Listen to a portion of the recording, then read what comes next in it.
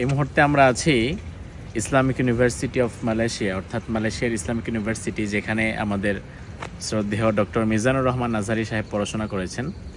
অর্থাৎ আজহারি ভাই কিন্তু এই ইউনিভার্সিটি থেকেই তার পিএইচডি ডিগ্রি সম্পন্ন করেছে এবং তিনি মাঝে মাঝে আপনারা ওই মালয়েশিয়ার অনেক মসজিদে তিনাকে যে খুতবা দিতে দেখেন বিভিন্ন সময়, তিনি মূলত এই মসজিদটিতেই খুতবা দেন। এটা হচ্ছে ইউনিভার্সিটির সেন্ট্রাল মসজিদ।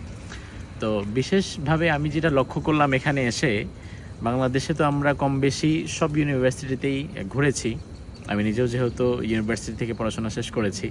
সো একটা বিষয় আমরা লক্ষ্য করেছি যে বাংলাদেশি ইউনিভার্সিটির পরিবেশের সাথে এখানকার ইউনিভার্সিটির পরিবেশের পার্থক্য অনেক বেশি। অর্থাৎ তথাকথিত বাংলাদেশের ইউনিভার্সিটির যে অবস্থা, সেই অবস্থা এখানে নাই। বরং এখানে আসলে আপনার জাস্ট মনে হবে যে হয়তো আমি কোনো বিরাট মাদ্রাসা কিংবা মসজিদে প্রবেশ করেছি। চমৎকার সুন্দর একটি পরিবেশ। অথচ বাংলাদেশে কিন্তু ইউনিভার্সিটির পরিবেশগুলো এতটা কুৎসিত কদাকার, যেটা আপনারাও জানেন।